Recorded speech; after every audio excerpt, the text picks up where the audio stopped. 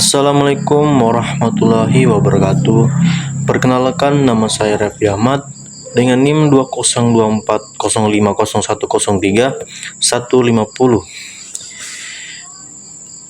Program studi saya adalah manajemen bisnis syariah dengan kelas MBSE. Di sini saya akan memaparkan materi saya dengan judul analisis laporan keuangan. Baik, yang pertama adalah pengertian laporan keuangan.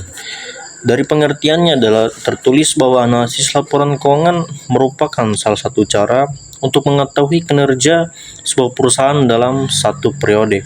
Oleh karena itu, sebelum kita menganalisis sebuah perusahaan, maka terlebih dahulu kita harus memahami hal-hal yang berkaitan dengan laporan keuangan, jenis komponen yang terkandung, tujuan maupun sifat laporan keuangan sangat penting, sehingga dalam melakukan analisis lebih mudah untuk menginterpretasikannya. Kemudian ada yang namanya neraca.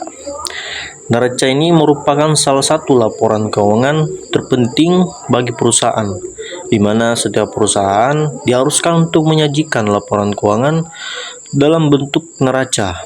Neraca ini biasanya disusun pada periode tertentu, misalnya 1 tahun, namun neraca juga dapat dibuat pada saat tertentu untuk mengetahui kondisi perusahaan saat ini, bila diperlukan. Biasanya, ini sering dilakukan pihak manajemen untuk dalam kondisi perusahaan pada saat tertentu. Kemudian dari pengertian neraca menurut James C. Van Horne adalah ringkasan posisi keuangan merupakan perusahaan pada tanggal tertentu yang menunjukkan hasil total aktiva dengan total kewajiban ditambah total ekuitas pemilik. Kemudian ada juga laporan laba rugi. Jenis laporan keuangan lainnya selain neraca juga adalah laporan laba rugi. Berbeda dengan neraca yang kita dengar tadi, yang hanya melaporkan informasi tentang kekayaan, utang, dan modal. Tetapi bagian laba rugi memunculkan informasi tentang hasil-hasil usaha yang diperoleh perusahaan. Laporan laba rugi juga berisi jumlah pendapatan yang diperoleh dan jumlah biaya yang dikeluarkan. Dengan kata lain, laporan laba rugi merupakan laporan yang menunjukkan jumlah pendapatan atau penghasilan yang diperoleh dan biaya-biaya yang dikeluarkan dan laba rugi dalam suatu periode tertentu. Kemudian materi selanjutnya, tujuan dan sifat laporan keuangan. Seperti yang diketahui bahwa setiap laporan keuangan yang dibuat sudah pasti memiliki tujuan tertentu, ya, di mana tidak mungkin laporan keuangan dibuat jika tak memiliki tujuan. Di sini dalam praktiknya terdapat beberapa tujuan yang hendak dicapai, terutama bagi pemilik usaha dan manajemen perusahaan. Di samping itu, tujuan laporan keuangan disusun guna memenuhi kepentingan berbagai pihak yang berkepentingan terhadap perusahaan. Dalam praktiknya, ada 2 sifat laporan keuangan yang dibuat. Yang pertama, bersifat historis. Kemudian, kedua adalah menyeluruh. Dan materi selanjutnya adalah pengertian laporan analisis laporan keuangan. Jadi, pengertian setelah laporan keuangan disusun berdasarkan data yang relevan, yang tidak hanya semata-mata disusun tapi benar-benar keasliannya, serta dilakukan dengan prosedur akuntansi dan penilaian yang benar, maka akan terlihat kondisi keuangan perusahaan yang sesungguhnya. Kondisi keuangan yang dimaksud adalah diketahuinya beberapa jumlah harta, kekayaan, serta modal dalam neraca yang dimiliki.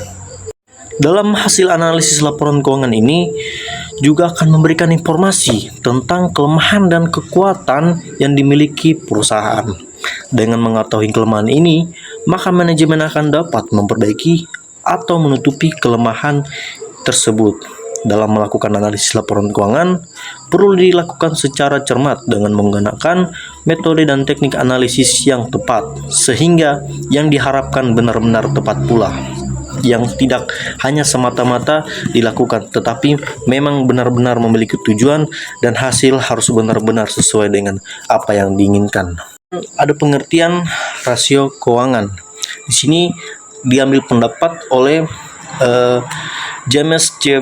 Van Horne Rasio keuangan merupakan indeks yang menghubungkan dua angka akuntansi dan diperoleh dengan membagi satu angka dengan satu lainnya. Rasio keuangan digunakan untuk mengevaluasi kondisi keuangan dan kinerja perusahaan. Kemudian ada proses dan jenis analisis laporan keuangan.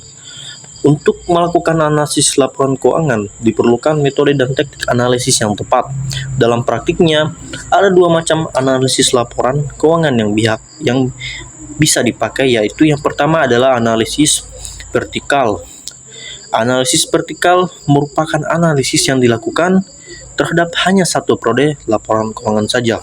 Jadi, ketika ingin menganalisis menggunakan analisis vertikal, mereka hanya menganalisis selama satu periode saja, tidak dengan periode berikutnya, hanya benar-benar melakukan dalam satu periode saja. Kemudian ada analisis horizontal.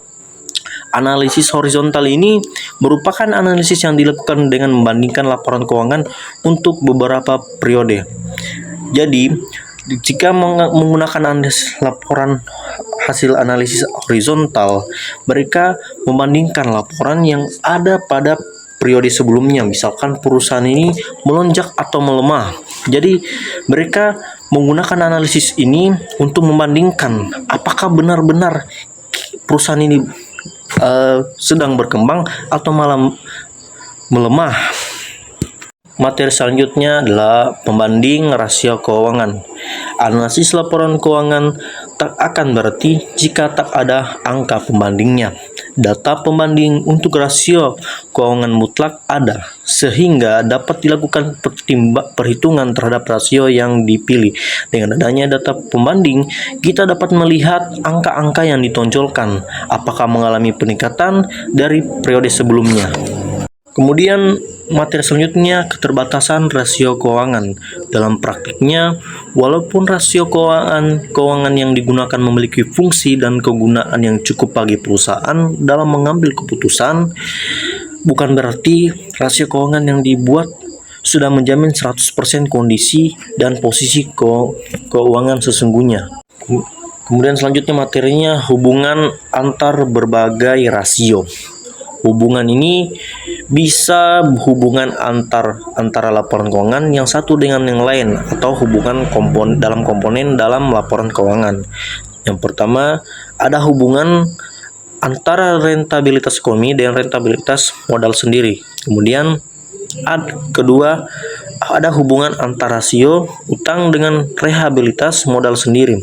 Misalnya, antara rentabilitas ekonomi dan rentabilitas modal sendiri bersifat positif. Makin besar rentabilitas ekonomi, akan berakibat besar pula rentabilitas modal sendiri. Baiklah, itulah tadi hasil pemaparan materi dari saya yang berjudul analisis laporan keuangan. Dari saya, kurang dan lebihnya mohon dimaafkan. Allahumma muwaffiq ila aqwamit thoriq. Assalamualaikum warahmatullahi wabarakatuh.